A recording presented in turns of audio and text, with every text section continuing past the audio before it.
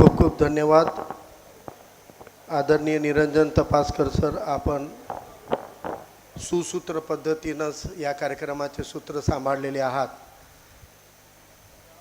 आजच्या या कार्यक्रमाचे प्रेरणास्त्रोत कायमस्वरूपी सामाजिक काम करत असताना धर्माचा समतेचा लढण्याचा विचार, धम्माचा विचार याची प्रेरणा चळवळीला कायम भेटली पाहिजे असे दोन व्यक्तिमत्व नांदेडमध्ये आहेत. त्यातील माननीय मुफ्ती अय्यूब कासमी साहेब जे दारुल कजाचे नांदेड जिल्ह्याचे प्रमुख आहेत, परंतु प्रवासामध्ये असल्यामुळं ते अद्याप पोचू शकले नाही. म्हणून त्यांचं प्रतिनिधित्व करण्यासाठी निवृत्त शिक्षक असलेले आणि इस्लामचा पैगंबर साहेबाच्या विचाराचा अभ्यास असलेले शकील अहमद सौदाकर सर आज या ठिकाणी त्यांचे प्रतिनिधी म्हणून आहेत. कायमस्वरूपी आम्हाला प्रेरित करणारे आदरणीय माननीय भंते पयाबुद्दी थेरोजी यांच्यासोबत काम करताना ते ज्या पद्धतीनं धम्माचा अभ्यास त्यांना आहे, त्याच पद्धतीनं संविधानाचा अभ्यास आहे, त्याच पद्धतीनं सामाजिक राजकीय चळवळीचा अभ्यास आहे. म्हणून एक मार्गदर्शक ते चळवळीचा कार्यकर्ता या पद्धतीनं भंतेजींनी नेहमीच रस्त्यावर उतरून पाठराखण करण्याचं काम केलेलं आहे. म्हणून आजच्या कार्यक्रमाला अध्यक्षस्थान असं नाही आहे. आजच्या कार्यक्रमाला प्रेरणास्त्रोत आहेत आणि तेही कोणत्या एका विचाराचा नाही, तर वेगवेगळ्या विचाराचा प्रेरणास्त्रोत आज या कार्यक्रमाला, या मंचाला लाभलेला आहे. आज या कार्यक्रमाला आपल्यासोबत संवाद करण्यासाठी नांदेड जिल्ह्याचे कर्तव्यदक्ष पोलीस अधीक्षक आदरणीय अविनाश कुमारजी सरसुद्धा येणार आहेत. सध्या फेस्टिवल सीझन आहे. गणेश विसर्जनाचं आणि ईद ए मिलादुन्नबीच्या निमित्तानं जुलूस आणि इतर सर्व उत्सव सणोत्सवचा कार्यक्रम असल्यामुळं त्यांना कायदा सुव्यवस्थेच्या प्रश्नामध्ये अधिक वेळ देता जमणार नाही, परंतु ते नक्कीच आपल्या कार्यक्रमाला येऊन भेट देऊन जाणार आहेत. मंचावर उपस्थित लसाकमचे प्रदेशाध्यक्ष आदरणीय बालाजी थोटवे सर, मंचावर आज आपल्या कार्यक्रमामध्ये आगमन झालेले नांदेडचे निरीक्षक व राज्याचे उपाध्यक्ष सर्वजित बनसोडेजी यांचं आगमन झालेलं आहे, त्यांनी मंचावर यावं.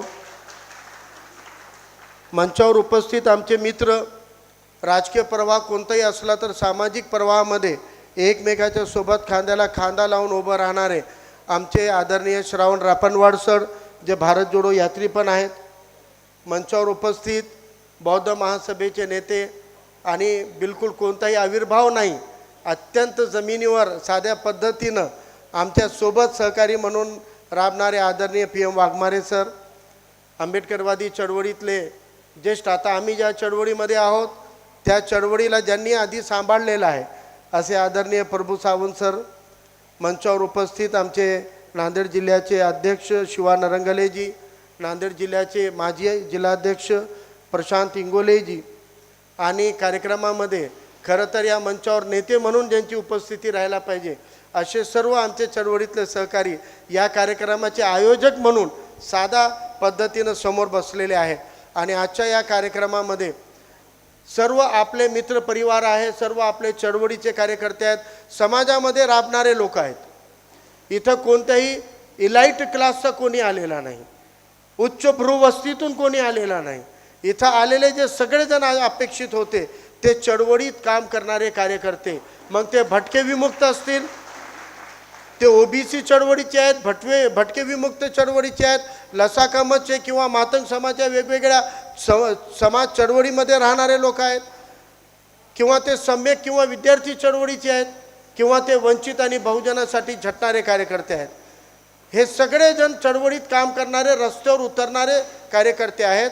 आणि हे अचानक किंवा सहजासहजी कार्यकर्त्यांचा जमावडा झालेला नाही आहे. या कार्यक्रमाचा आयोजनच या ऑडियन्सला लक्षात घेऊन केलेला आहे की समाजामध्ये वावरणारे, समाज हितासाठी रस्त्यावर उतरणारे, जे सर्वसामान्य घटकासाठी, कष्टकऱ्यासाठी, भटक्यासाठी संघर्ष करणारे कार्यकर्ते आहेत, त्यांच्यासोबत संवाद झालाच पाहिजे. त्यांच्यासोबत एक कार्यक्रमामध्ये मेजवानी झाली पाहिजे, वैचारिक मेजवानी पण झाली पाहिजे आणि त्यासोबतच आपल्या खाद्य संस्कृतीचा कल्चर असलेल्या शिरखुर्मा आणि तत्सम खाद्य संस्कृतीचा पण जागर झाला पाहिजे. या उद्दिष्टानं आजचा या कार्यक्रम आहे. या कार्यक्रमाचं हेडिंग आहे पैगंबरांची मानवतावादी शिकवण आणि भारतीय समाज व्यवस्था. आता आपली भारतीय समाज व्यवस्था आपल्यापैकी सगळ्यांना माहीत आहे की आपला समाज आणि समाजाची जी व्यवस्था हजारो वर्षापासून काय होती, काय बनली, काय झाली, काय आहे आणि आपल्याला काय घडवायची आहे याचं ज्ञान आपल्यापैकी प्रत्येकाला आहे. आता या सगळ्या भारतीय समाज व्यवस्थेच्या परिप्रेक्षामध्ये तुलनेमध्ये आपल्याला पैगंबर साहेबाचं काळ जाणून घ्यायचं आहे, पैगंबर साहेबाची जीवनी जाणून घ्यायची आहे, पैगंबर साहेबाचे विचार जाणून घ्यायचे आहे, पैगंबर साहेबाची शिकवण जाणून घ्यायची आहे आणि पैगंबर साहेबाचा पैगाम जाणून घ्यायचा आहे की नेमका त्यांचा पैगाम काय होता. प्रस्तावनेमध्ये माझे सहकारी आदरणीय विठ्ठल गायकवाड सरांनी सांगितलं की अण्णाभाऊ साठेची जयंती असते, फुलेंची जयंती असते, बाबासाहेबांची जयंती असते. त्या जयंतीच्या कार्यक्रमामध्ये फारुख अहमद राहतो, बिलाल राहतात, कासिम राहतात, अयूब खान राहतात. सगळेजण मिळून या महामानवांच्या जयंत्या आपण साजरे करतो, त्यांच्या विचारांचा जागर करतो. मग ही कल्पना संयोजकांना सुचली की पैगंबर साहेबाचं ईद ए मिलादचं जे औचित्य आहे या औचित्याला समजून घेण्यासाठी आपण आपल्या सगळ्या सहकाऱ्यांसोबत एक छोटेखानी का होईना पण कार्यक्रम केला पाहिजे. आणि त्याचाच भाग म्हणून आज आपण या कार्यक्रमामध्ये सहभागी झालेलो आहोत. आज या कार्यक्रमामध्ये मी आपल्याला नवीन शिकता यावा असा कोणता मुद्दा देणार नाही आहे. इस्लामबद्दल, पैगंबर साहेबाबद्दल, मुसलमानाबद्दल आज भारतामधल्या सर्वसामान्य मुस्लिमेतर, आता मुस्लिमेतर समाज घटकाला जनरली एक शब्दाचा प्रयोग जनरली इंग्रजीमध्ये करतात, नॉन मुस्लिम म्हणजे मुस्लिम नसलेले. आता त्याला मराठीमध्ये नॉन म्हटलं तर गैर, मुस्लिम म्हणजे मुस्लिम, गैर मुस्लिम. मग आमच्या काही समाज बांधवांना त्याचा आक्षेप आहे, भाई हम मुस्लिम नहीं है लेकिन हम गैर भी नहीं है, हम तो तुम्हारे अपने फिर हम गैर का हुए.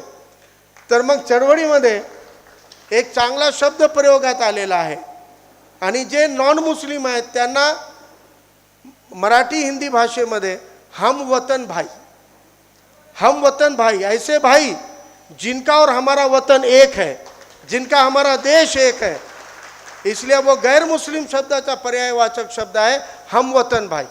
म्हणून या कार्यक्रमामध्ये आम्ही आमच्या सर्व हम वतन भाईंशी संवाद साधण्यासाठी आजचा हा कार्यक्रम आयोजित करताना जे हम वतन भाई आहेत त्यांना इस्लामबद्दल काहीच माहीत नाही असं नाही, त्यांना पैगंबर साहेबाबद्दल माहीत नाही असंही नाही, त्यांना मुसलमानाबद्दल माहीत नाही असंही नाही, त्यांना बरंच काही माहीत आहे. म्हणून लर्न करण्यासाठी, नवीन काही शिकण्यासाठी आजचा कार्यक्रम नाही. मग आजच्या कार्यक्रमाचा हेतू काय आहे? आज लर्न करण्याऐवजी डी लर्न करण्यासाठी कार्यक्रम आहे.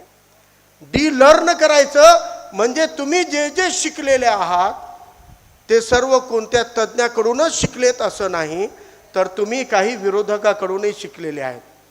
इस्लामबद्दल इस्लाम मानणाऱ्यांनीच तुम्हाला माहिती दिली असं नाही, तर इस्लामला विरोध करणाऱ्यांची सुद्धा माहिती मीडिया, सोशल मीडिया, पुस्तकं, चित्रपट, वृत्तपत्र, कादंबऱ्यामध्ये येते आणि ती पण आपण शिकून बसलेलो आहोत, ती पण आपल्या मेंदूमध्ये, मनामध्ये त्याला स्थान देऊन बसलेलो आहोत.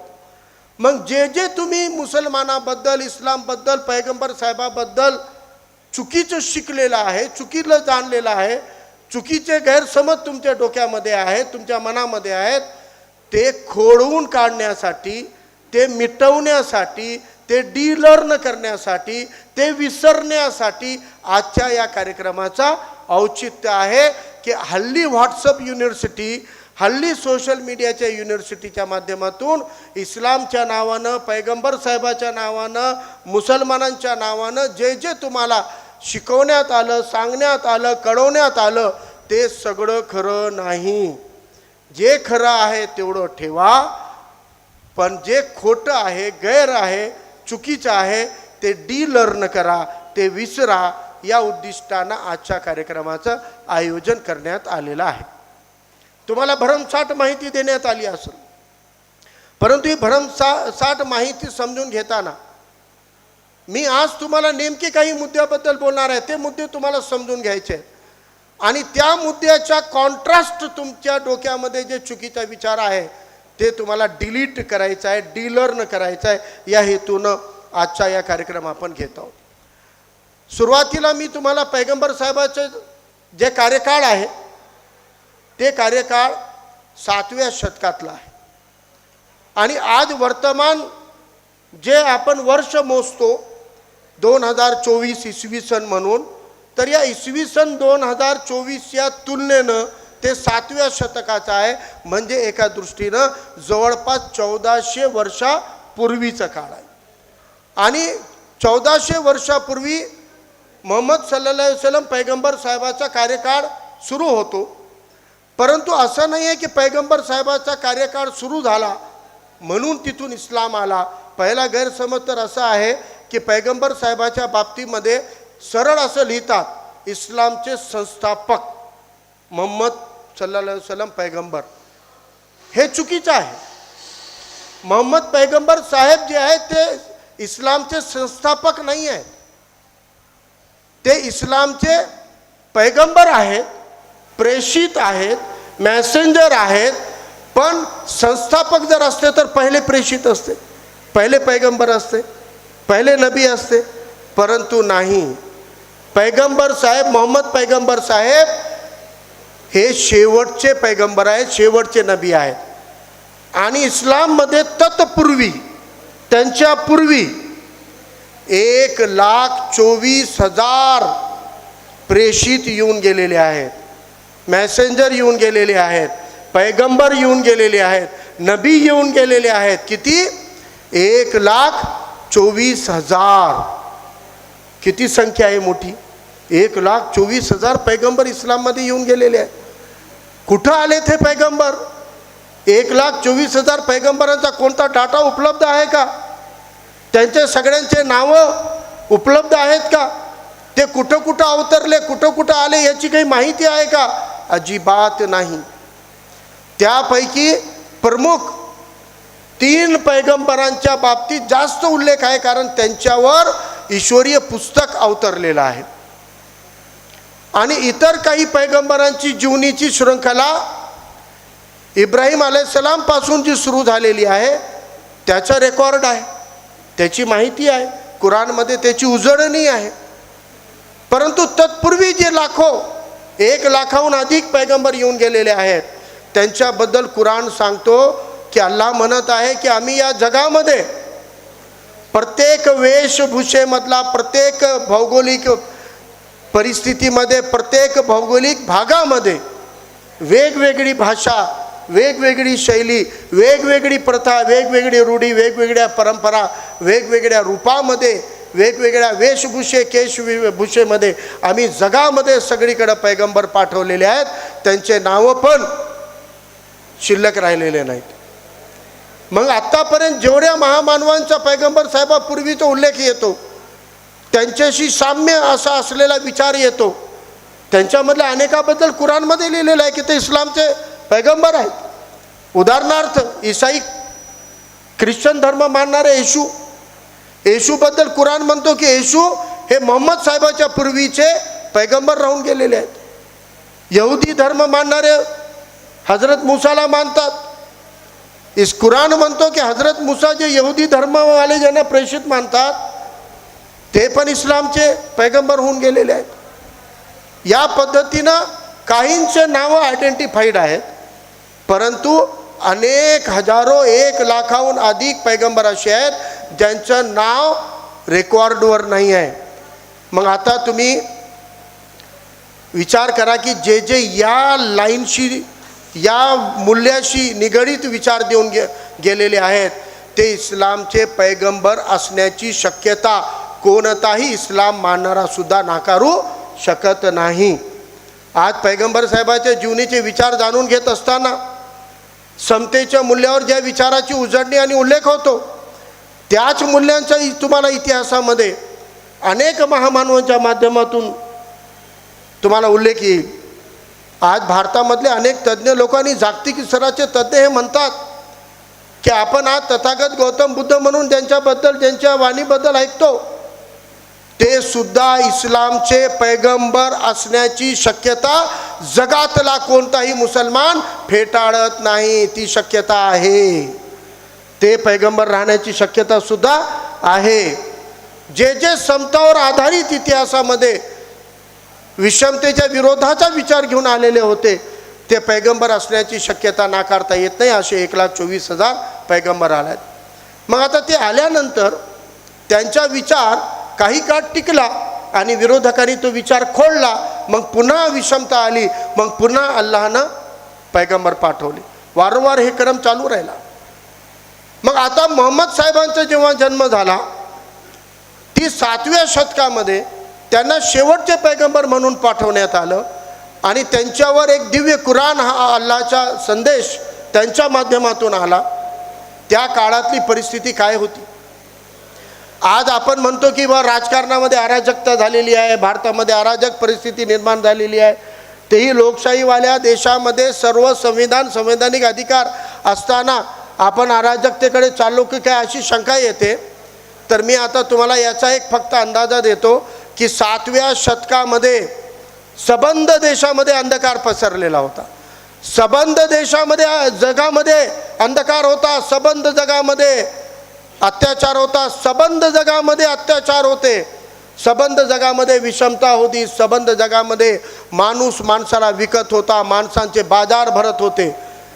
तगड्या खट्टे कट्टे तगडे माणसं विकल्या जात होते. जे जास्त धष्टपुष्ट आहे त्याला मोठी किंमत, जे कमजोर आहे म्हातारा आहे त्याला कमी किंमत. पैशाच्या बळावर धनाच्या बळावर माणसं विकत घेतले जायचे. अमानवी पद्धतीनं राबवून घेतलं जायचे. महिलांच्या बाबतीमध्ये तर जगभर असं होतं की स्त्री जन्माला आली की त्याला मारून टाकायचं. म्हणजे पैगंबर साहेबाच्या पूर्वीचं जे काळ आहे त्याला दौरे जहालत म्हणतात. त्या काळामध्ये अरब देशामध्ये सुद्धा मुलगी जन्माला आली चांगल्या घरामध्ये तर तिला मारून टाकत असत, जिवंत पुरत असत. चायनामध्ये त्या काळामध्ये मुली फिरत असत. स्पेनपासून तर जगातला कोणताही कोपरा तुम्ही घ्या, 7व्या शतकाचा इतिहास काळा. मॉडर्न हिस्ट्रीमध्ये सुद्धा 7व्या शतकामध्ये दाखवलेलं आहे की जगामध्ये महिलांना स्त्रियांना काही किंमत नव्हती. फक्त त्यांना वस्तू म्हणून उपभोग घेत होते आणि चांगल्या घरात महिला जन्माला आली तर मारून टाकत होते. माणूस माणसाला विकत होता. जिसकी लाठी उसकी भैंस सारखं जंगलराज होतं. आणि जगामध्ये अंधकार पसरलेला असताना त्या काळामध्ये मोहम्मद साहेबांना प्रेषित्व पैगंबरत्व देण्यात आलं. त्यांच्या पैगंबरत्वाची घोषणा झाली तर अंधकारामध्ये एक दिवा दिव्य पद्धतीनं पेटण्यासारखं परिस्थिती त्या काळामध्ये पैगंबर साहेबाच्या माध्यमातून झाली. ज्या काळामध्ये पैगंबर साहेबांचं प्रेषित्वाचं जाहीर होण्याआधी जे आज मक्का म्हणून तुम्हाला एक काळा कपडा घातलेली इमारतीचा फोटो दिसतो मक्का म्हणून, तर ते मक्का तेव्हाही होतं. पैगंबर साहेबाच्या अनेक शेकडो वर्षापूर्वीपासून मक्का होता. पण त्या मक्कामध्ये काय व्हायचं तर त्या मक्कामध्ये 350हून अधिक कपाटं बनवलेले होते. आतमध्ये खाणे आपण भिंतीमध्ये पाडतो ना त्या पद्धतीनं 325हून अधिक.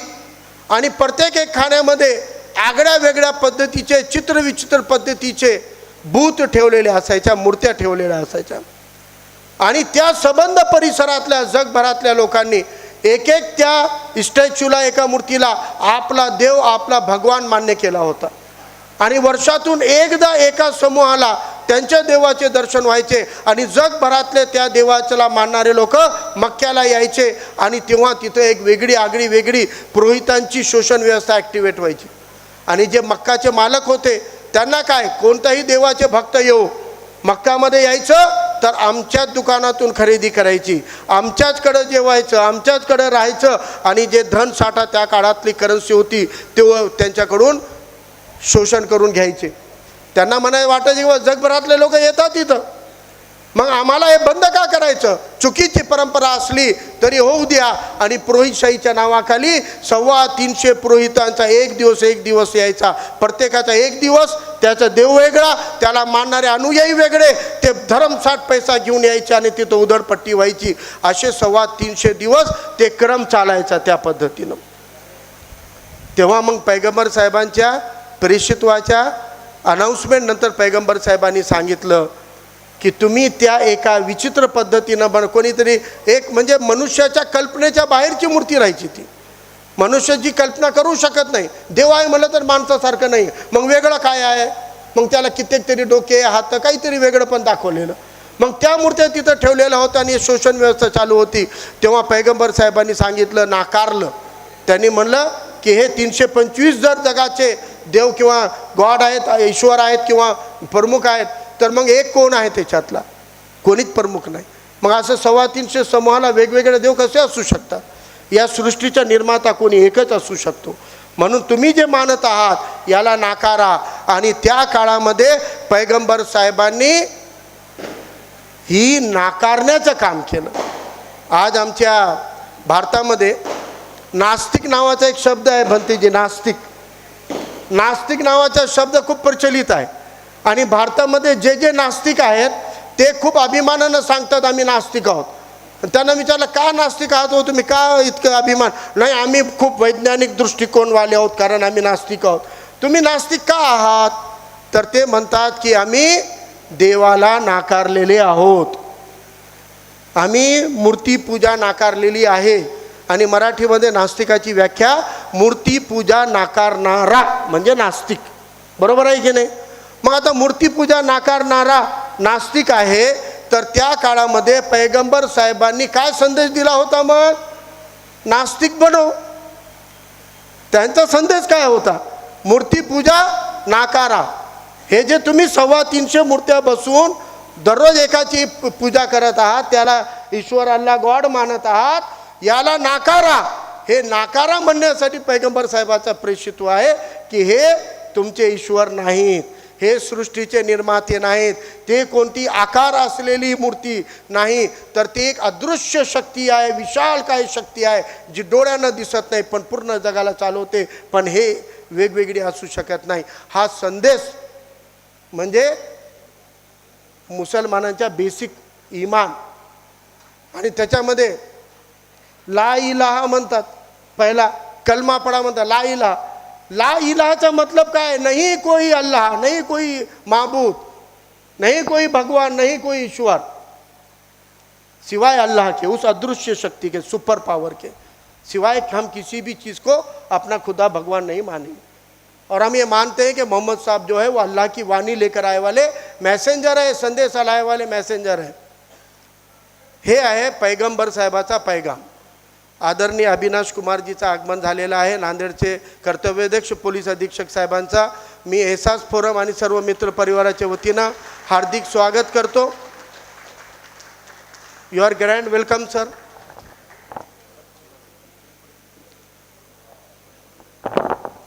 यस सर, कोई दिक्कत नहीं सर, वेलकम.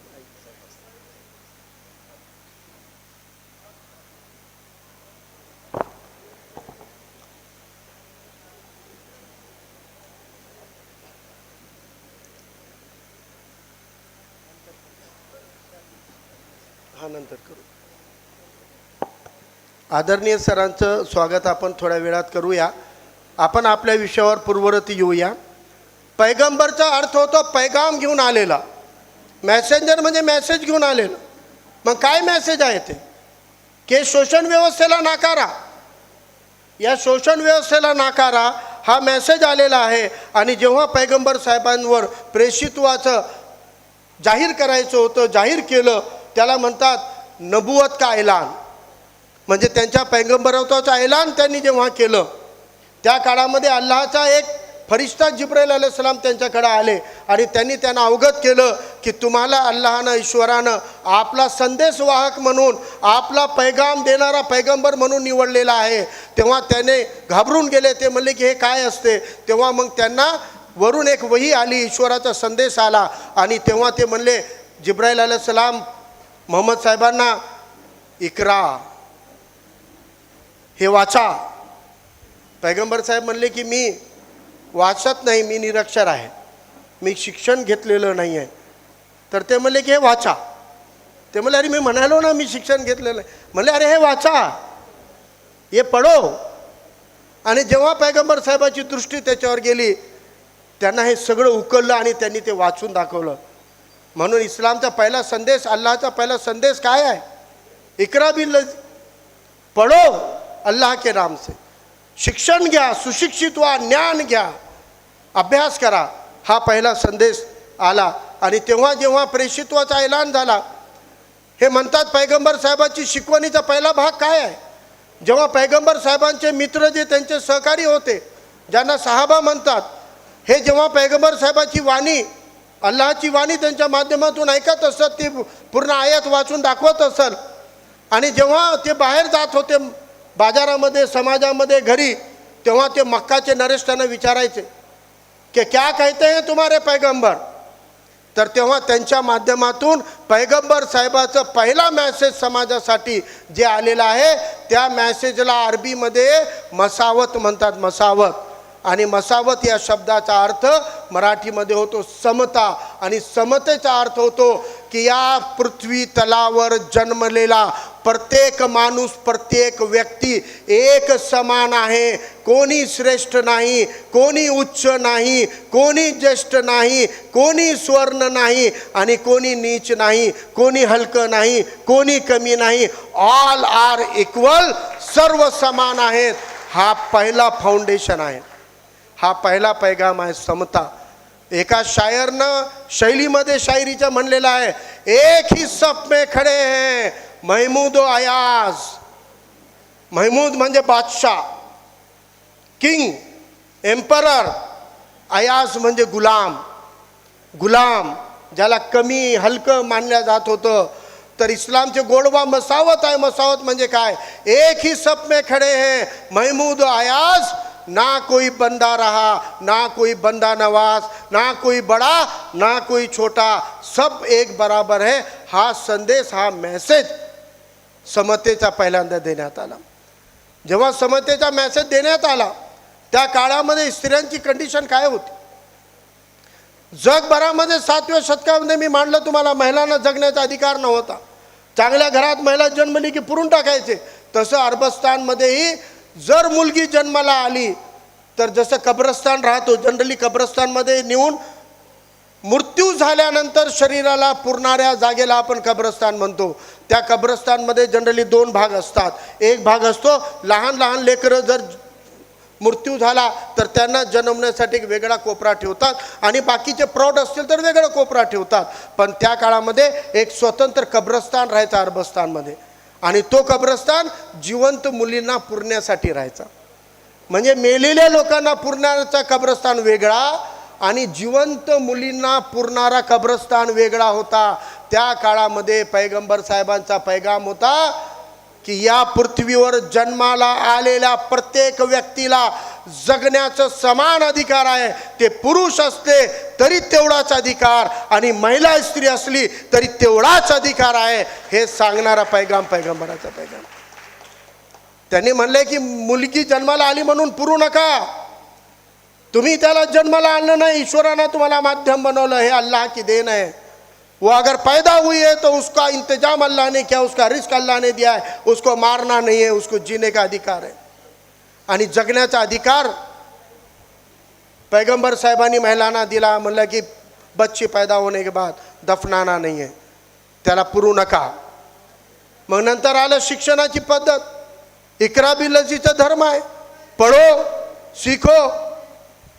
आणि पढो शिकोचा धर्म असताना पढायचं असेल, शिकायचं असेल तर मग संधी कोणाला. त्या काळामध्ये लोक कमवत होते. वो भी एक शहंशाह है, वो अपनी शहंशाही से आए, आप चिंता मत कीजिए, उधर ध्यान मत कीजिए, हम अपने विषय पर रहेंगे. तो सीखना है, पढ़ना है, तो फिर पुरुष जो है वो ज़्यादा व्यवहारों में रहते थे. पुरुष व्यवहारों में रहते तो फिर परिवार वालों को लगा पुरुष को पढ़ाओ. इस्लाम में पढ़ाई के लिए अरबी शिक्षण अलग और मुख्य प्रवाह का शिक्षण अलग, ऐसी कोई व्यवस्था नहीं है. एसपी सर इस्लाम में पढ़ो है, फिर वो धर्म का रहे या विज्ञान का रहे, सारा इल्म सारे ज्ञान को लेने का आदेश है, अलग नहीं है. वो तो आपकी व्यवस्था ने अलग बना दिया उसको. लेकिन इस्लाम बोलता है पढ़ो सीखो, पढ़ने के लिए बोला गया है. तो फिर बोले कि व्यवहार पुरुष को करना है, तो पैगंबर साहब के पास परिवार आए. बोले नबी साहब हम पालन पोषण करके बच्चों को, सबको 4 बच्चे हैं, उनको पढ़ा नहीं पा रहे हैं। मेरे को 2 लड़के 2 लड़की है। लड़कों को व्यवहार करना है, हम चाहते हैं कि लड़कों को पढ़ाएं और लड़कियों को घर में रखें। तब पैगंबर साहब ने कहा गलत। अगर आपके पास में धन साटा कम है पढ़ाने के लिए तो आप 2 टाइम खाने की बजाय 1 वक्त खाना खाओ। 1 वक्त के खाने को 2 हिस्सों में बांटकर 2 बार खाओ, आधा आधा। लेकिन खाना कम खाओ, लेकिन अपने बच्चों को पढ़ाओ। खाने से ज़्यादा पढ़ाना ज़रूरी है। वो चले गए, फिर कुछ साल के बाद आए। बोले साहब हम सुबह जितना पकाए वही आधा रख के आधा शाम में खा रहे थे। अब बच्चे बड़े हो गए, भूख बढ़ गई, अब उतने में नहीं हो रहा है, तो क्या अब हम लड़कों को पढ़ा के लड़कियों को पढ़ाना बंद कर दें? तब पैगंबर साहब ने कहा कि अगर तुम किसी 2 को पढ़ा सकते हो तो वो 2 लड़कों की बजाय 2 लड़कियों को पढ़ाओ। लड़का व्यवहार में आने के बाद सीख लेगा, लेकिन जब एक लड़की पढ़ती है तो 2 परिवार पढ़ते हैं। ये पैगंबर साहब की सीख रही है। शिक्षण का अधिकार, एजुकेशन का अधिकार दिया गया। उस समय में शिक्षण का अधिकार जैसे दिया, उसी तरह दुनिया का एकमेव धर्म है जिसने महिलाओं को संपत्ति का अधिकार दिया है। हम जानते हैं दुनिया में आज भी कई ऐसे देश हैं जहां महिलाओं को संपत्ति का अधिकार नहीं है, लेकिन इस्लाम दुनिया का पहला धर्म है जिसने धर्म के रूप में पैगंबर साहब ने कहा है कि आपके प्रॉपर्टी के अंदर एक हिस्सा आपके परिवार के महिलाओं का होगा। अब ये विभाजन के अंदर 1/3 महिलाओं का और 2/3 पुरुषों का रखा गया। जब पूछा गया कि ऐसा क्यों, तो बोले एक महिला को 2 बार हिस्सा मिलेगा, बाप के संपत्ति में भी मिलेगा और पति के संपत्ति में भी मिलेगा, इसलिए उसको 1/3 इधर भी मिलेगा, 1/3 उधर भी मिलेगा। संपत्ति का अधिकार देने वाला दुनिया का पहला धर्म इस्लाम है। महिलाओं को संपत्ति का अधिकार, महिलाओं को जगने का, जीने का अधिकार दिया, महिलाओं को पढ़ने का अधिकार दिया, महिलाओं को संपत्ति का अधिकार दिया। और उस वक्त में महिलाओं को उपभोग का सामान माना जाता तो 7वें शतक अपने को मालूम है। अभी भी हम देखेंगे तो महिलाओं को देखने की नज़र आज भी देखो उपभोग वाली ज़्यादा होती है, और वो महिलाओं को उपभोग का, बाजार का सामान बनाया गया। कई महिलाओं को लगता है कि नहीं ये हमारे लिए बाजार में नाचना, हमको उपभोग का सामान बनाना, ये हमारा मुकद्दर है। उस वक्त में अच्छी औरत और गलत औरत के अंदर तो कम से कम फ़र्क होना चाहिए। इसलिए कहा गया अच्छे घर की औरतों को कि जब भी बाजार जाओ अपने सर से आप एक चादर ढाक लेना, ताकि मार्केट में लोगों को पता चले कि ये शरीफ घर की औरत जा रही है, भाई इसके बारे में अपन ने गलती नहीं करना चाहिए। तो उसके लिए वो नियम दिया गया। लेकिन विवाह और शादी के अधिकार के बारे में शादियों को बहुत आसान बनाया गया। बोला गया कि शादी को तुम मुश्किल प्रक्रिया मत बनाओ। शादी एक एग्रीमेंट है, एक करार है, 2 जीवों का करार है, 2 व्यक्तियों का करार है। और वो करार को करते वक्त में एक वकील और 2 गवाह रखो, और ये सिंपल विधि है, वहाँ पर विवाह हो गया। आप दोनों ने एक दूसरे को स्वीकार कर लिया तो विवाह हो गया। यानी थोपना नहीं है जीवन साथी को। लड़के ने लड़की को और लड़की ने लड़के को, दोनों ने एक दूसरे को स्वीकार किया, तब ही वो करार शादी करार कहलाता है, विवाह कहलाता है। करार एक तरफा नहीं होता। मॉडर्न एज में भी एग्रीमेंट की डेफिनेशन क्या है? एग्रीमेंट की definition 2 different entities when agree on a common point. एक बात पे 2 अलग अलग व्यक्ति सहमत होते हैं, उसको करार कहा जाता है। और ये शादी को एक सिंपल एग्रीमेंट के तरीके से सिंप्लिसिटी करने का काम पैगंबर साहब के पैगाम के जरिए हुआ है। बोला गया कि करार हो सकता है, वैसे करार टूट सकता है। अगर वो करार को बंधन कर दिया जाता पति पत्नी को कि भाई जिंदगी भर एक दूसरे के साथ ही रहना है, और पति पत्नी को पसंद नहीं, पति पति को पसंद नहीं, और एक दूसरे को ज़बरदस्ती साथ में नहीं ले पाएंगे तो एक दूसरे से चिढ़ जाएंगे, एक दूसरे के खिलाफ हो जाएंगे, एक दूसरे को ख़त्म कर देंगे। इसलिए कहा कि उसको जीने का अधिकार है। अगर आपको पत्नी के रूप में वो पसंद नहीं, और पत्नी को कहा तुझे पति के रूप में ये पसंद नहीं है, तो तुम दोनों का अधिकार है। अगर तुमको पसंद नहीं है, एडजस्ट करो, कोशिश करो, 4 लोगों में बैठो, सहमति करो, 1 महीना अंतर करो, फिर विचार करके मिलो, फिर 2 महीने के बाद मिलो, फिर 3 महीने के बाद मिलो, फिर भी आपका एक दूसरे से नहीं जम रहा है तो आसानी से दोनों का अधिकार दिया। एक गलत धारणा है 3 तलाक की कि पुरुष तलाक दे सकता है, ऐसा नहीं है। पुरुष छोड़ता है, घटस्फोट देता है तो उसको तलाक बोलते हैं। और महिला को भी अधिकार है पुरुष को छोड़ने का, लेकिन उसको खुला बोलते हैं, खुला। यानी जब महिला घटस्फोट देती है तो खुला कहते हैं, पुरुष देता है तो तलाक कहते हैं। नाम अलग है, अधिकार वही है। शादी के बंधन को, एग्रीमेंट को तोड़ने का अधिकार खाली पुरुष को नहीं है, महिला को भी है। इसीलिए महिलाओं के ये अधिकारों की बात भी है, लेकिन इसको उल्लेखित कहीं नहीं किया जाता। मैं अभी आखिरी टप्पे पे आ रहा हूं। अपने घर के पड़ोसी के लिए मुसलमानों को कर्तव्य देने वाला धर्म है, पैगाम है पैगंबर साहब का। बोला गया है कि तुम्हारा जहां घर है, तुम्हारे आजू बाजू आगे पीछे रहने वाले जो पड़ोसी हैं, उनका तुम पर कर्तव्य है, ड्यूटी है, फर्ज है, और तुम्हारे पड़ोसियों का तुम पर अधिकार है। बोले क्या अधिकार है? बोले आप अगर शाम में भर पेट खाना खा रहे हो तो पहले आपका खाना खाने से पहले चेक करो आपके अड़ोस पड़ोस में लोगों ने खाना खाया है कि नहीं। अगर आपके पड़ोस ने खाना नहीं खाया गरीबी की वजह से, अगर आपका पड़ोसी भूखा सोता है तो आपको पेट भर खाने का अधिकार नहीं है। और अगर आप पेट भर खाना खा रहे हो, पड़ोसी को भूखा रखकर अगर पेट भर खाना खा रहे हो तो तुम गुनाह कर रहे हो, तुम दोषी हो। ये धर्म का हिस्सा बनाया, ये धर्म का हिस्सा है, धर्म के नियम में है कि अपने पड़ोसियों का अधिकार रखो। मैं और लंबा नहीं जाता, एक और अधिकार बोल देता हूँ।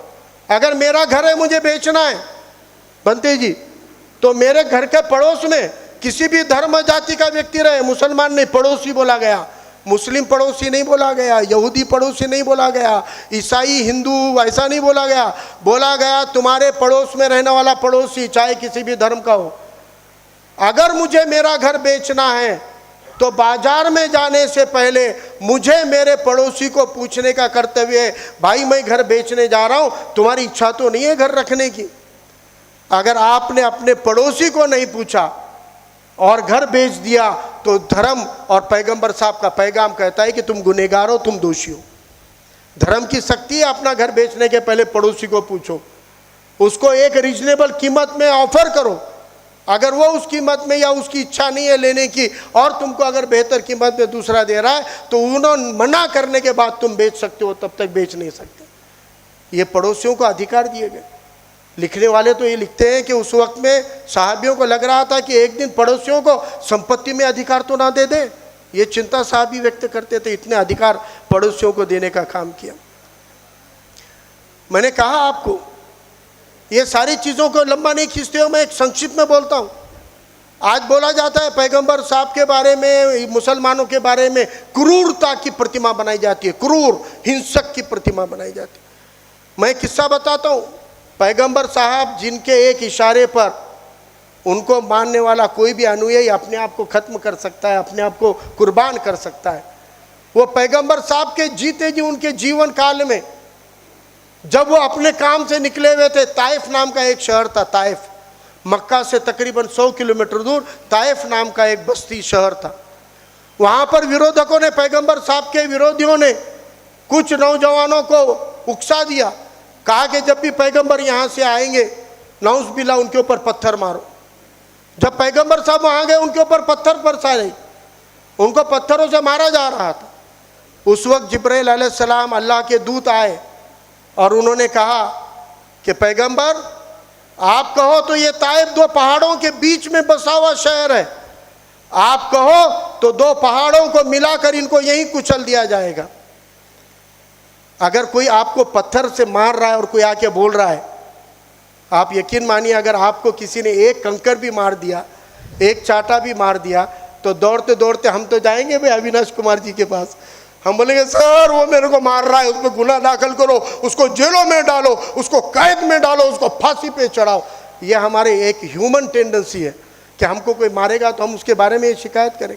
और जब एक पूरी गांव की बस्ती के युवा पत्थर मार रहे हैं और तब एक ईश्वर आज्ञा होती है, एक दूत कहता है कि आप आदेश दो, 2 पहाड़ों को मिलाकर इनको यहीं कुचल दिया जाएगा, तब वो कहते हैं नहीं, ये मेरे विचार को समझ नहीं रहे हैं, मेरे पैगाम को समझ नहीं रहे हैं। लेकिन मुझे यकीन है कि ये नहीं समझेंगे आज तो कल समझेंगे, कल नहीं समझेंगे तो इनकी आने वाली पीढ़ी समझेगी। मैं ऊपर वाले से दुआ करता हूँ उनको समझदारी दे, लेकिन इनके जीने का अधिकार नहीं छीनना है, इनको कुचलना नहीं है। और हुआ भी वैसे। कुछ अरसे बाद में पैगंबर साहब का पैगाम भी ताइफ के लोगों को समझ में आ गया। ये पैगाम है, ये संदेश है। आज हमारे पास अफवाह करते हैं कि मुसलमान जो है वो इतर धर्म वालों को, अल्लाह को नहीं मानने वाले या जो भी इस्लाम को नहीं मानने वालों को काफिर बोलते हैं, और काफिर के खिलाफ में, काफिर के बारे में मुसलमानों को कर्तव्य होता है जिहाद करो और उनको ख़त्म कर दो बोल। अभी इसको थोड़ा सा भी बाल बुद्धि से अगर हम समझेंगे कि अगर किसी मुसलमान को काफिरों को मारने का आदेश होता तो इस देश में, इस समाज में हजारों सालों से मुसलमान रह रहा है। मेरी उम्र 50 साल तक आगे वाली है, मैं 50 साल मुसलमान बन के जिया, मैंने किसको मारा? मेरे पिताजी 70 साल से ज़्यादा आयुष्य जगकर यहाँ पर इसी धरती में दफन है, उन्होंने किसको मारा? उनके पिताजी 100 साल का आयु जीकर इसी धरती में दफन है, उन्होंने किसको मारा? अगर मुसलमान को नमाज पढ़ने के जैसा काफिर को मारने का आदेश होता तो आज मुसलमान जेलों में रहते सब। आज देखिए कि जेलों में हत्या के आरोप में जो है वो कोई एक धर्म के, एक जाति के लोग थोड़ी होते। तो फिर ये जो गलत फहमी फैलाते हैं काफिर के बारे में, तो काफिर का मतलब जैसे हमारे पास मराठी में मूर्ती पूजा नाकारणारा नास्तिक असतो, तसं अल्लाहला नाकारणारा काफिर असतो। सिंपल है। जे म्हणतो मैं अल्लाह को नहीं मानता वो काफिर है। कोई व्यक्ति बोलता है कि मैं अल्लाह को नहीं मानता वो काफिर है, और जो व्यक्ति बोलता है मैं अल्लाह को और उसके रसूल को मानता हूँ वो मुसलमान है। फर्क इतना ही है। और काफिर रहना और काफिर को जीने का अधिकार है धरती पर। अल्लाह ने कहा है कि तुम्हारा धर्म तुम्हारे लिए है, तुम अपना अच्छा धर्म है लोगों को बोलो भाई मेरा धर्म अच्छा है, लेकिन उनको लगा कि नहीं तुम्हारा धर्म अच्छा नहीं है, वो बोले कि नहीं भाई तुमको तुम्हारा धर्म अच्छा है, हमको अच्छा नहीं लगता है, तो उनको बोलो कि मेरे को मेरा धर्म अच्छा लगता है, मेरे को मेरा धर्म, तुमको तुम्हारा अच्छा लगता है तो तुमको तुम्हारा धर्म, यानी तुम तुम्हारे धर्म से जियो, मैं मेरे धर्म से जीऊँगा। जियो और जीने दो, ये कंसेप्ट है, ये पैगाम है। फिर अगर कोई काफिर है तो उसको मारने का कहाँ से आगा भाई? ये पूरी तरह से झूठ है। लेकिन एक कुरान की हदीस बताई जाती है। हदीस क्या बताते कि कुरान में ये लिखा हुआ है कि नहीं? 2 लाइनें बताते, ये लिखा हुआ है कि नहीं, इसका अर्थ बोलो। इसका अर्थ ऐसा होता है कि ये काफिर नहीं सुधरेंगे, इनको तुम खत्म करो, ऐसा है कि नहीं? वो लाइन का शब्दशः अर्थ ऐसा है, लेकिन वो लाइन एक में चैप्टर नहीं है ना, पूरा धड़ा नहीं है ना, पूरा पैराग्राफ नहीं है ना। वो लाइन के पहले और बाद में क्या है, ये एक किस्सा हमको समझने की ज़रूरत है। क्योंकि आज बहुत गलतफहमी फैलाई जाती है कि कुरान में काफिरों की हत्या करने का आदेश है। मैं आपको संक्षिप्त में बताता हूँ। मदीना नाम का शहर था। क्या था मदीना शहर? पैगंबर साहब ने जब मक्का में समता का संदेश दिया, उनको विरोध हुआ। विरोध होने के बाद में वो वहाँ से मूव होते गए, तो वो आके मदीना में गए। मदीना के लोगों ने कहा कि साहब हमारा ये जो देश है, राज्य है, बस्ती है, इसके ऊपर आक्रमण बहुत होते, आप यहाँ पर आओ हमारे पास में और यहाँ एक न्याय वाली व्यवस्था खड़ी करो। लेकिन बोले कि आपका धर्म आपका रहेगा, हमारा हमारा रहेगा। तो जब मदीना पे नबी करीम सल्लल्लाहु अलैहि वसल्लम गए, उन्होंने वहाँ पर सुव्यवस्था, एक राजकीय व्यवस्था कायम की, एक राजपाट कायम किया। और मदीना का नियम था, मदीना में कोई भी धर्म का लोग अपने अपने धर्म के अनुसार शांति के साथ जी सकते हैं। और उस वक्त में ईसाई भी मदीना में थे, यहूदी भी मदीना में थे, और रोम के मूर्ति पूजक भी मदीना में थे, और इस्लाम मानने वाले मुसलमान भी मदीना में थे। उस देश की संविधान ऐसी बनाई थी पैगंबर साहब ने कि एक धर्म दूसरे धर्म के साथ में सभी व्यवहार करेगा, अच्छा सुलूक करेगा, भाईचारा रखेगा और अपने अपने धर्म का अनुकरण करेगा। लेकिन मदीना शहर पर अगर बाहर के लोग आक्रमण करने को आएंगे तो आक्रमण करने वाले किसी भी धर्म के, किसी भी जाति के, किसी भी विचार के होंगे। तब उस वक्त में अपने मदीना पे आक्रमण करने वाले आक्रांताओं के खिलाफ लड़ते वक्त हम सब धर्म के लोग एकजुट होंगे और अपने देश, अपने मदीना वासी बनकर लड़ेंगे। फिर उस पर आक्रमण करने वाला ईसाई रहे, यहूदी रहे, रोमी रहे या इस्लाम को मानने वाला मुसलमान रहे, वो हमारे देश पे आक्रमण करेगा तो उसके खिलाफ हम एकजुटता से लड़ेंगे। ये संहिता, ये संविधान पैगंबर साहब ने मदीना में दिया था कि सब धर्म जाति के लोग अपने देश की सुरक्षा के लिए एकजुट होकर लड़ेंगे। जब ये संविधान, ये संहिता, ये नियम था तो उस देश में मदीना में रहने वाला एक यहूदी समूह ऐसा था जो बाहर रहने वाले यहूदियों को उकसाता था, बोलता था कि हमारे देश पे आक्रमण करो और पैगंबर साहब को यहाँ से हटाओ, हमारे हाथ में व्यवस्था दे दो। उस वक्त फिर बाहर के लोगों ने, आक्रांताओं ने आक्रमण किया। मदीना के सब लोग एकजुट होकर लड़े, उनको, दुश्मनों को हरा दिया और फिर जांच की कि भैया आक्रमण कैसे हुआ।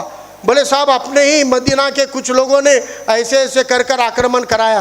बोले कौन लोग है वो? बोले उनको पकड़ कर लाओ। लाए, एक छोटा समूह था। बोले क्यों किया ऐसा? साहब गलती हो गई, दोबारा करोगे? नहीं करेंगे। बोले ठीक है जाओ, माफ़ कर दिया। फिर कुछ अरसा बीत गया, फिर वो लोगों ने वही हरकत की और फिर बाहर के देशों को बोलकर फिर आक्रमण किया। फिर लड़ाई हुई, फिर आक्रांताओं को, आक्रमण करने वालों को मार के भगा दिया गया। फिर जांच की गई, फिर वही समूह था, फिर वही परिवार थे, फिर वही लोग थे। बोले अरे एक बार तुमको मौका दिया था, क्यों गलती की है? बोले साहब इस बार भी गलती हो गई, अब तो हमारे दिमाग में बैठ गया ये नहीं करना है, इसलिए अब एक आखिरी बार माफ़ कर दो। सबकी राय ली गई, सबने कहा माफ़ कर दो, कर दिया गया। फिर कुछ अरसे के बाद तीसरी बार आक्रमण हुआ और जब आक्रमण हुआ, आक्रांताओं को जब खत्म किया गया, उस वक्त में फिर मदीना में रहने वाले सभी समुदाय के लोगों ने, जिसमें ईसाई भी थे, यहूदी भी थे, इस्लाम मानने वाले भी थे, रोमी भी थे, उन सब के उस समूह को अल्लाह का आदेश आया, एक मौका दिया, दो मौका दिया, बार बार तुम्हारे देश पर शत्रुओं का आक्रमण कराने वाले ये लोग अब सुधरने वाले नहीं है, इनकी सज़ा, इनका अब काल आ गया है, इनको ख़त्म करना है।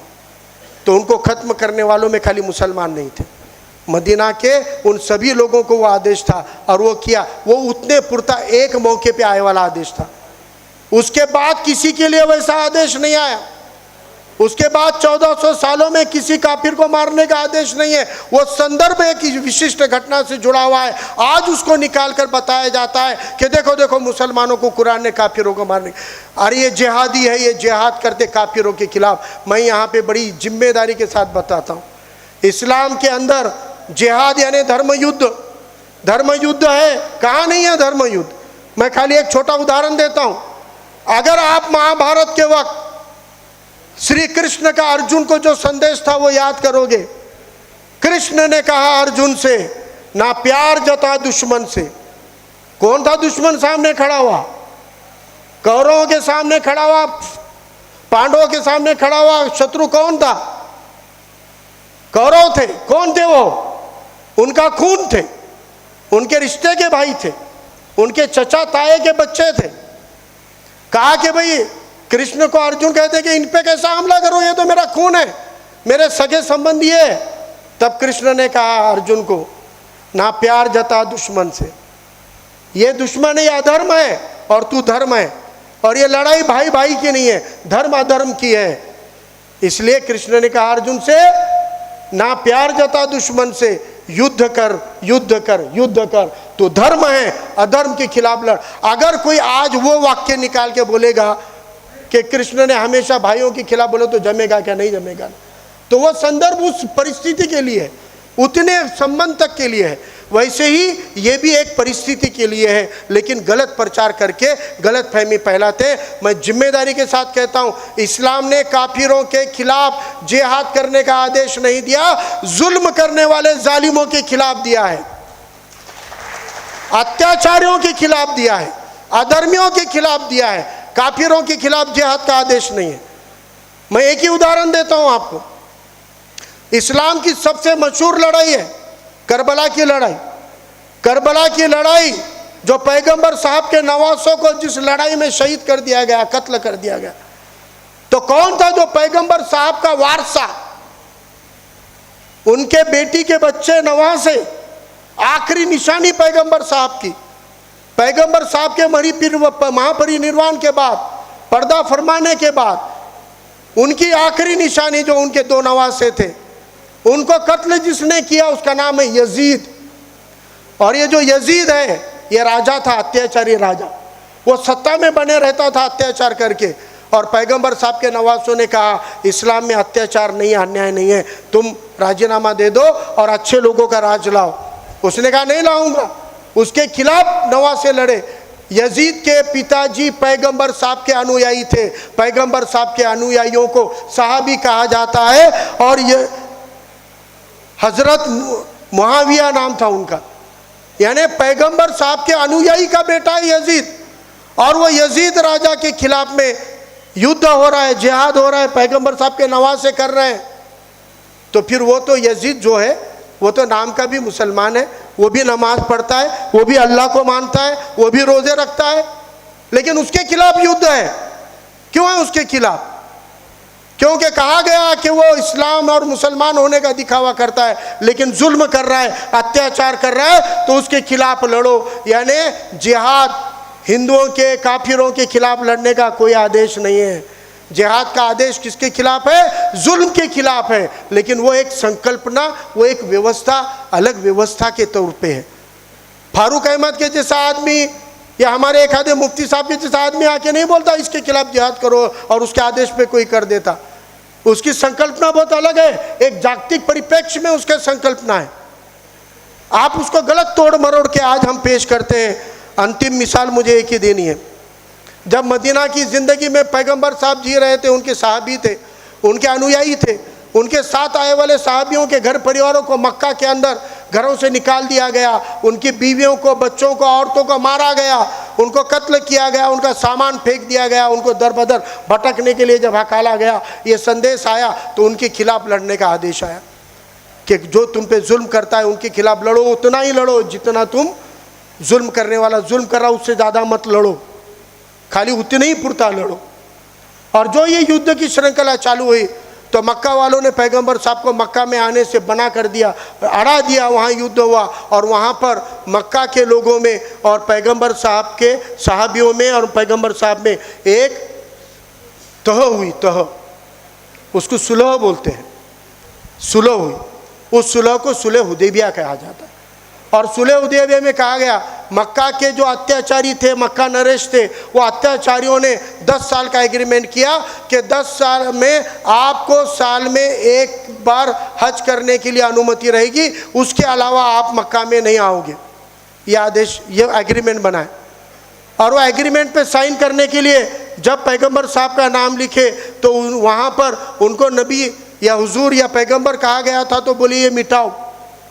तो पैगंबर साहब के जो हज़रत अली थे वो बहुत गुस्से वाले थे, वो बोले जैसे उन्होंने बोले हम इनको अल्लाह के नबी नहीं मानते, ये मिटाओ, तो हज़रत अली ने तलवार निकाले। पैगंबर साहब ने कहा नहीं, 2 कदम पीछे आना है, लड़ाई नहीं करनी है, जंग नहीं करनी है। सुलह हो गई, सुलह, एग्रीमेंट हो गया 10 साल का। 10 साल के एग्रीमेंट के बाद में सब साहबी नाराज़ थे। तब पैगंबर साहब ने उनको कहा नाराज़ मत हो, आपको आपसे ऊपर वाले को काम लेना है। बोले क्या काम लेना? बोले जाओ भूखे को खाना खिलाओ, नंगे को कपड़ा दो, मजलूमों की लड़ाई लड़ो, जुल्म के खिलाफ में लड़ाई लड़ो। जब पैगंबर साहब और उनके अनुयायी मजलूमों की लड़ाई लड़ने में लग गए, दुखियारों की मदद करने लग गए, भूखों को खाना, नंगे को कपड़ा, कल्याणकारी काम करने लग गए, उस वक्त में पैगंबर साहब के साथ में सारे पिछड़े, सारे दलित समाज, पिछड़े आदिवासी कबीले उस वक्त के जुड़ते गए। और जब पैगंबर साहब ने चंद महीनों के बाद कहा चलो मक्का की तरफ, जब वो मक्का की तरफ गए तो एक बड़ा हुजूम बन गया, एक झुंड बन गया, एक बड़ी लश्कर बन गया। जब वो मक्का के लोगों ने देखा कि एक बड़ा झुंड आ रहा है, बड़ा लश्कर आ रहा है, वो शरण में आ गए। पैगंबर साहब को बोले कि भाई हमको कोई युद्ध नहीं करना है, ये मक्का आपका है। आप सोचो, जिन्होंने उनके घर परिवारों के साथ अत्याचार किए, औरतों को लूटा, उनको कत्ल किया, बच्चों को लूटा, बच्चों को कत्ल किया, घर का सामान फेंक दिया, प्रॉपर्टी जब्त कर दी। जब उस मक्का का विजय प्राप्त हुआ तब वो लोग बोले कि आप अपना कुछ सही नहीं है, आपने इतना जुल्म अत्याचार कर दिया, अब अपने को ये छोड़ेंगे नहीं। दहशत के मारे वो लोग डर के खौफनाक हो गए। अब उनको लगा कि पैगंबर साहब आए हैं, मक्का पे खड़े हुए, अब ये आदेश देंगे कि इनको कत्ल कर दो, इन्होंने सताया है, इन्होंने रुलाया है, इन्होंने जुल्म किया है। ऐसा लगा कि वो आदेश देंगे। पैगंबर साहब जब मक्का पे खड़े रहे तब उन्होंने कहा कि आप लोग अपनी गलती मान लो, आप अत्याचार को बंद कर दो, आप जुल्म को बंद कर दो।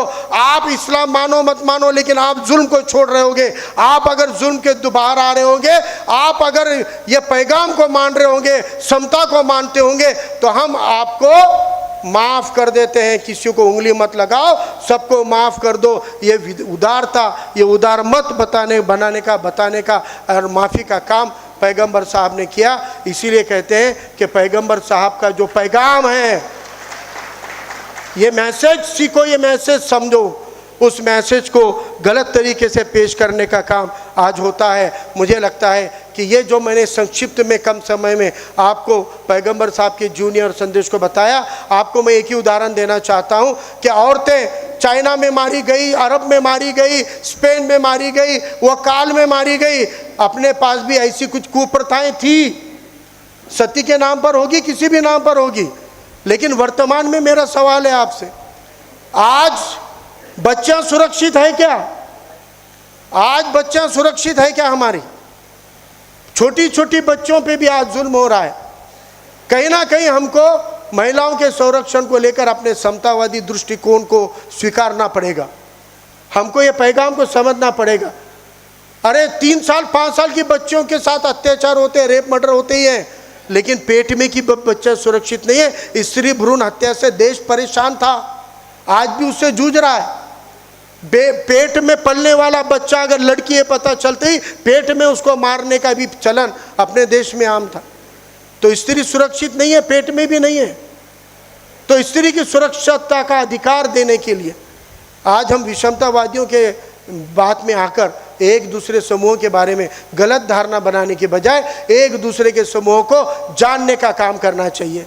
मैंने जो मैसेज दिया, गुलामों को खरीद के आज़ाद कर दिया, कहा कोई गुलाम नहीं है, सब आज़ाद है, स्वतंत्र। ये इस्लाम की मसावत की पहली नींव थी, स्वतंत्र। सबको समता का अधिकार दिया, ये समता है। न्याय किया सभी के साथ, अत्याचार अन्याय करने वालों को भी माफ किया, न्याय किया, दंडित भी किया, ये न्याय है।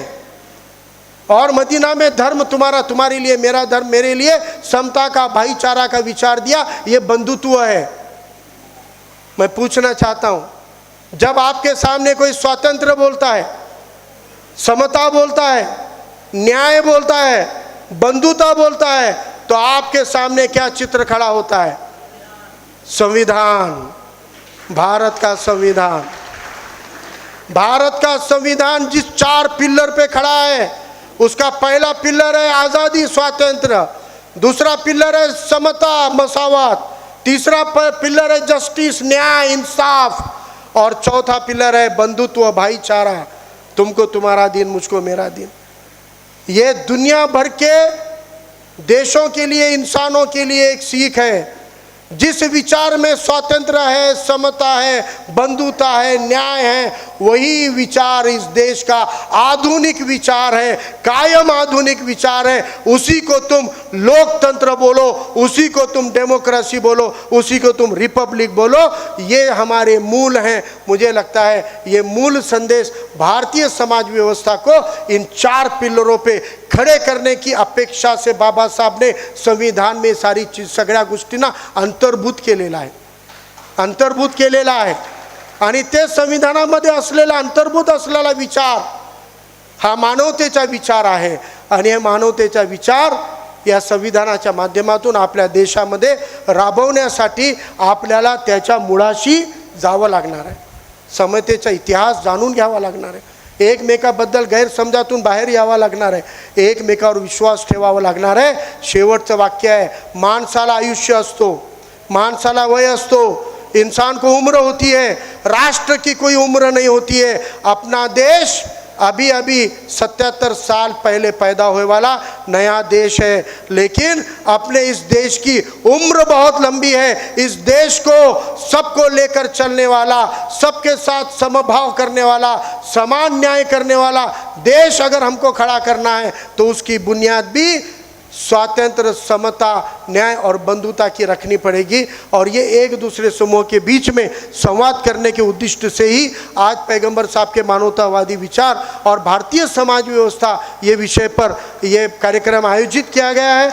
यहाँ पर हमें अविनाश कुमार जी को भी सुनना है और बाकी अंततः अपने को शकील अहमद सौदागर साहब और भंते जी का भी मार्गदर्शन लेना है। मुझे उम्मीद है कि आप सब लोग इस कार्यक्रम को आप आकर इस कार्यक्रम को आपने सफल बनाया। मैं आप सभी का मेरे वैयक्तिक अपनी तरफ से, मेरे साथियों की तरफ से बहुत बहुत धन्यवाद देता हूं, आभार व्यक्त करता हूं। इस तरीके का ये पहला प्रोग्राम हमने लिया, लेकिन इंशाल्लाह हर साल इस तरीके का एक प्रोग्राम लेंगे और अगले साल हर धर्म के धर्मगुरु को उस धर्म के अंदर के समता के विचार, भाईचारा के विचार रखने का अवसर उपलब्ध कराने का कोशिश हर साल ईद मिलाद के मौके पर आगे करेंगे। इतना आपको वचन देता हूं, अपनी जगह लेता हूं। धन्यवाद। जय हिंद, जय भीम, अल्लाह हाफिज।